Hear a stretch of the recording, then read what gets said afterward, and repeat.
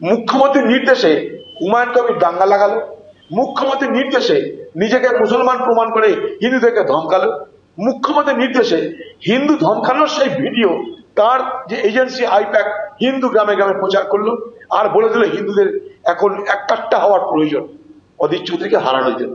আমি হারলাম, কোনো অসুবিধা নাই, আমরা নির্বাচনে অংশগ্রহণ করি, সবাই প্রত্যেকবার জিতবে তা তো নয়। বাংলার মুখ্যমন্ত্রী সে এমপি ভোটে দাঁড়িয়ে কখনো হেরেছে, বাংলার মুখ্যমন্ত্রী সে বিধানসভা ভোটে কখনো হেরেছে, কিন্তু নির্বাচন আসে যায়। কিন্তু সমাজ তো আমাদের টিকিয়ে রাখতে হবে সকলের জন্য। সেই জায়গায় দাঁড়িয়ে এই সমাজে যে বিভাজন তৈরি হচ্ছে বাংলায়, সেই বিভাজনে মুখ্যমন্ত্রী মমতা ব্যানার্জি তিনি অংশগ্রহণ করছেন, এটাই দুর্ভাগ্য আমাদের কাছে। বিজেপি আমরা জানি তাদের হিন্দুত্বের এজেন্ডা নিয়ে তারা সারা দেশব্যাপী তারা দখল করতে চাইছিল, কিন্তু বাংলার মুখ্যমন্ত্রী যদিও তাকে চিনতে মানুষের ভুল হয়েছিল, তিনি অনেক আগে বিজেপির হাত ধরে বাংলা দখল করতে চেয়েছিলেন। বাংলার মানুষের ভুল হয়েছিল সেদিন বাংলার মানুষ হয়েছিল শুধুমাত্র অপশাসনের বিরুদ্ধে তৃণমূল নেত্রী বিজেপির সঙ্গে সমঝোতা করেছে, তা কিন্তু নয়। কারণ পার্লামেন্টে আমি ছিলাম, পার্লামেন্টে দিদি মন্ত্রী ছিল, আমি জানি তাদের ভার্সন। আমি বক্তব্য রেখেছিলাম আরএসএস এর বিরুদ্ধে, সেই বক্তব্যের প্রতিবাদ করেছিল মুখ্যমন্ত্রী মমতা ব্যানার্জি, সেই পার্লামেন্টে আমি স্যার সাক্ষী। দেরিতে হলো বাংলা মানুষের ধীরে ধীরে মুখ্যমন্ত্রী মমতা ব্যানার্জির যে কুৎসিত একটা চেহারা আছে, আমি এটা ওইভাবে বলছি না, কুৎসিত রাজনৈতিক চেহারা কথা বলছি, তিনি দেখতে কেমন তা নয়, কুৎসিত যে রাজনৈতিক চেহারা সেটা কিন্তু ধীরে ধীরে প্রকট হচ্ছে বাংলায়।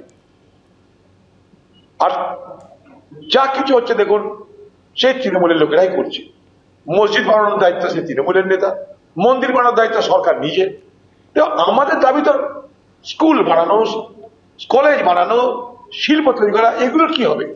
এই মুর্শিদাবাদ পিছিয়ে পড়া জেলা, ভারতবর্ষের সব থেকে পিছিয়ে পড়া জেলার যে তালিকা, যাদেরকে বলা হয় অ্যাসপিরেশনাল ডিস্ট্রিক্ট, তার মধ্যে মুর্শিদাবাদ।